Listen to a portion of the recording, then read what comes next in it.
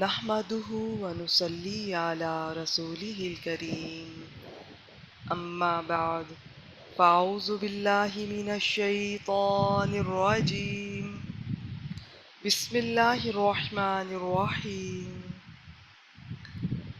رب اشرح لی صدری ویسر لی امری واحلل عقدۃ من لسانی یفقہوا قولی واجعل لی وزیرا من اہلی ربی زدنی علما ربی یسر ولا تعسر وتمم بالخیر آمین۔ آج انشاءاللہ تعالی باذن اللہ ہم قرآن ڈیلی کے سلسلے میں سورہ آلی عمران کی اگلی آیت مبارکہ آیت نمبر 102 کا آسان ترجمہ اور تفسیر دیکھیں گے۔ بسم اللہ الرحمن الرحیم۔ یا ایہا الذین آمنوا، اے لوگو جو ایمان لائے ہو، اے ایمان والو۔ بہت خاص پیغام یا حکم اس کے بعد آ رہا ہوگا جب بھی اس طرح سے پکارا جاتا ہے۔ اتقوا اللہ، اگر الگ سے پڑھ، اے لوگو جو ایمان لائے ہو اللہ سے ڈرو، حق تقاتی ہی، جیسا کہ اس سے ڈرنے کا حق ہے۔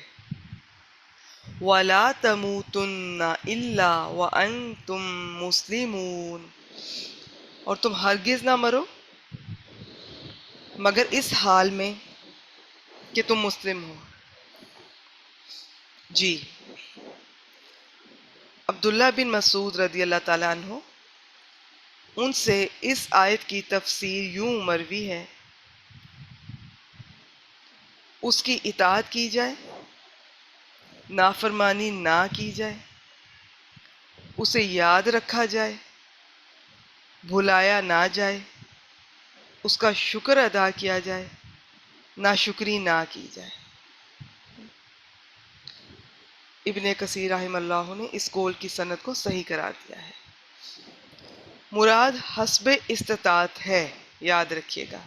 اس کی تفصیل میں ابھی آپ سے شیئر کرتی ہوں کہ اللہ سے ڈرو جیسا کہ اس سے ڈرنے کا حق ہے۔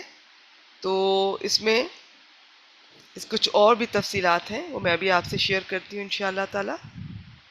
حق تو اللہ تعالیٰ کا ہم جیسے کمزور انسان کہاں ادا کر پاتے ہیں۔ اللہ کی جو ہم پر بندگی کا حق ہے ہم کہاں ادا کر پاتے ہیں۔ ہم صرف کوشش کر سکتے ہیں، نیت کر سکتے ہیں، دعا کر سکتے ہیں۔ تو وہ میں ابھی آپ سے شیئر کرتی ہوں انشاءاللہ تعالی۔ باقی یہ جو ہے کہ تم ہرگز نہ مرو مگر اس حال میں کہ تم مسلم ہو، چونکہ موت کا علم صرف اللہ کو ہے، ہمیں تو نہیں پتہ کب آ جائے۔ تو ایسا نہ ہو، دعا کیا کریں موت اس حال میں نہ آئے کہ اس وقت ہم کوئی اللہ کی نافرمانی کا کام کر رہے ہوں۔ تو چونکہ موت کا علم ہی نہیں کہ کب آ جائے، اس لیے موت آنے تک ہر وقت اللہ تعالیٰ سے اس ہی طرح ڈرتے رہنا چاہیے۔ کہیں ایسا نہ ہو کہ ساری زندگی اچھے طریقے سے گزارنے کی کوشش کی اور آخر میں کوئی نافرمانی کا کام کر رہے ہیں اور اسی حال میں موت آ جائے۔ تو دعا کرتے رہیں کہ حسن خاتمہ، اللہ تعالیٰ اچھا خاتمہ ہو، وہ خاتمہ کہ ایمان کی حالت میں ہو، اللہ تعالیٰ کی اطاعت کی حالت میں ہو، اور اللہ تعالیٰ ہم سے راضی ہوں اس وقت۔ اس چھوٹی سی آیت مبارکہ میں بہت کچھ ہے۔ اب اگر میں لفظ تقوی ہی آپ سے شیئر کروں، اس میں تو مجھے بہت ٹائم چاہیے ہوگا۔ مختصر یہ کہ اس میں بچنا کا معنی بھی ہوتا ہے، ڈرنا کا بھی۔ بچنا، گناہوں سے بچنا، اللہ کی نافرمانی سے بچنا، ہر اس کام سے بچنا جس کا انجام اچھا نہیں ہے، ہر اس کام سے بچنا جو اللہ کی ناراضگی کا سبب بنے۔ اسی طرح اس میں ڈرنا کا معنی ہے اللہ کی ناراضگی سے ڈرنا، ان کاموں سے ڈرنا جن سے اللہ تعالیٰ ناراض ہو سکتے ہیں۔ تو مختصر یہ کہ اس کا مطلب یہ ہے کہ کسی مسلمان پر کسی وقت بھی کوئی ایسا لمحہ نہیں آنا چاہیے کہ جب وہ اللہ کے خوف سے غافل ہو، کیونکہ موت کے وقت کا کسی کو علم نہیں، اور اللہ سے ڈرنے کا ایسا ہی حق ہونا چاہیے کہ جن جن کاموں کا اللہ نے حکم دیا ہے اور جن جن کاموں سے اللہ نے روکا ہے، منع کیا ہے، تو ان کو ملحوظ خاطر رکھا جائے۔ جن کا حکم دیا گیا ہے اسی طرح کیے جائیں، اور جن سے منع کیا گیا ہے ان سے رک جانا چاہیے۔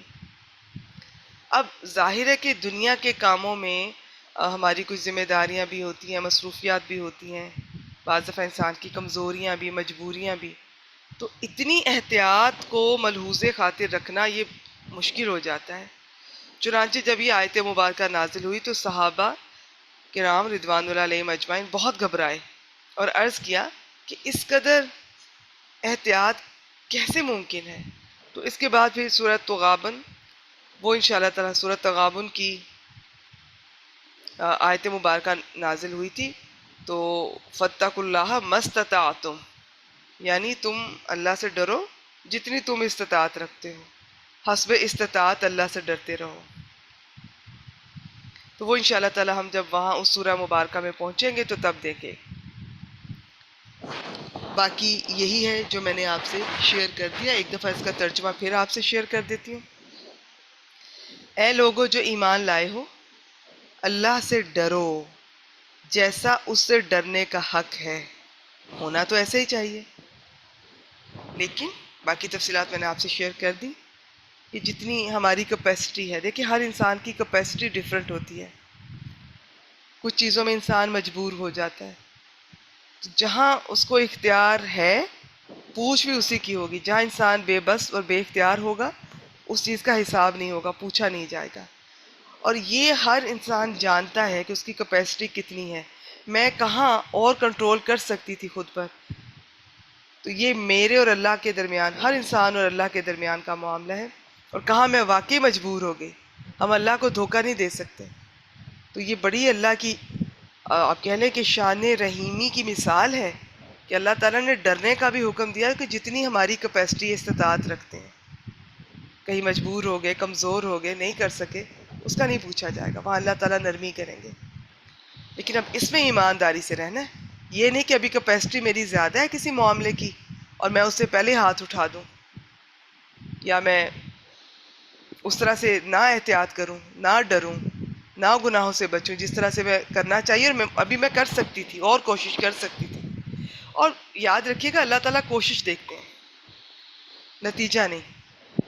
نتیجہ کچھ بھی ہو سکتا ہے۔ اور تم ہرگز نہ مرو مگر اس حال میں کہ تم مسلم ہو۔ اب یہ تو ہمیں نہیں پتا کہ ہم نے کب اور کیسے مرنا ہے، یہ تو صرف اللہ کے علم میں ہے۔